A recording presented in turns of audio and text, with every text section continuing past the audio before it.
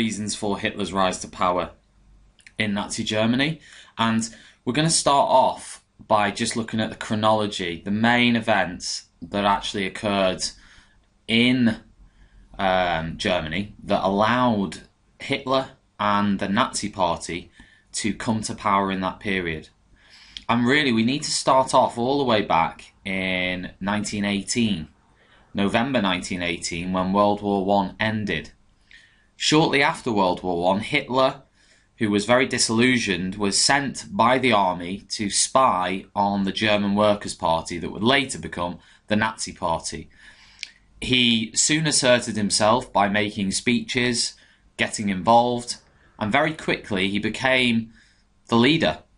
1920. During the early 1920s, all the way up to 1924, the Nazi Party continued to grow and expand, and there were several reasons for that. Most notably, hyperinflation, the problems in the German economy. Similar to later on, what we'll look at later on. In 1923, the problem of inflation was so chronic that people were queuing up at newsagents for a loaf of bread with wheelbarrows full of money. People were suffering because their savings, their pensions were becoming worthless. Hitler and the Nazis in 1924 launched the Munich Putsch, and this was an attempt to take power, the first attempt to take power. It went wrong, it didn't work. As a result, Hitler was sent to prison, but was let out after only 9 months in Landsberg prison, which was a low-security prison anyway. And obviously, in prison, he was able to produce Mein Kampf, his famous book. After his time in prison, and this is really where we focus on Hitler himself, he was the one who said, we need to change our tactics, we need to change our approach. Taking power by force hasn't worked. We need to take power by popular vote. In 1929, this was a few years later, and really between 1925 and 29, it was a relatively quiet period for the Nazi Party. They were the forgotten party in Germany in some respects. But in 1929, we obviously have the Wall Street crash. This caused, obviously this was an event that happened in America.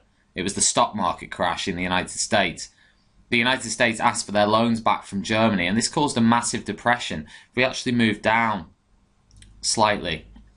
Sorry, just get rid of that. This image here is a very famous one. It shows 1932.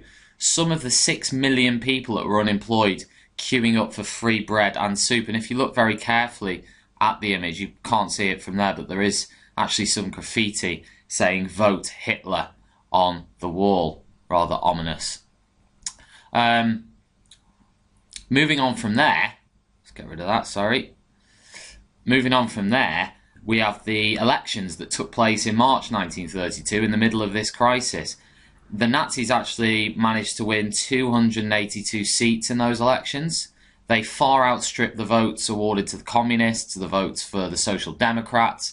All the centre parties couldn't compete. The Nazis were streaks ahead. This began to put pressure on Hindenburg, who was the president of Germany at that time, to actually appoint Hitler as chancellor, and Hitler knew that. Von Papen, who's this gentleman here, was one of the key politicians at that time. He was a conservative, and he was a Weimar politician. He was, in some ways, a selfish man, because he wanted power for himself. He thought he could control Hitler, and for that reason he persuaded Hindenburg to appoint Hitler as chancellor on the 31st of January 1933. I'm just going to change the colour that I've got there, if I can, just on the pen, to something else. Go for some yellow maybe. There we go. Okay. And you know, the next factor really is your key issues. Key issues as to why I think Hitler became leader. So the first one was the effect of the Treaty of Versailles, signed in June 1919.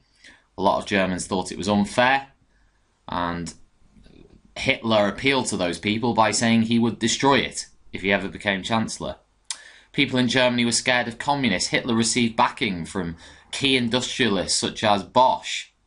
You may know him from making stereo equipment, and massive company these days making stereo equipment. Krupp, the Krupp weapons or armaments factories spread across Germany were a huge company. They offered money for Hitler because they were scared of communism. And Fritz Thyssen was another one who gave Hitler millions of Reichsmarks to fund the Nazi Party's push for power. All of these guys were scared of communism. Great Depression, people were desperate. This poster here, a very famous Nazi one, work and bread, the answer to the problems, and Hitler, and particularly this gentleman here, Joseph Goebbels, very important in providing the right image through very, very careful propaganda. And this obviously is an example of that. Goebbels was an expert at all of this and simple messages. And in those messages, they'd be anti-Jew, they'd be anti-democracy, all the things that the German people, that Hitler wanted the German people to believe were responsible for the position they were in. The tactics and organisation, that links into propaganda, but also the change to go for the popular vote.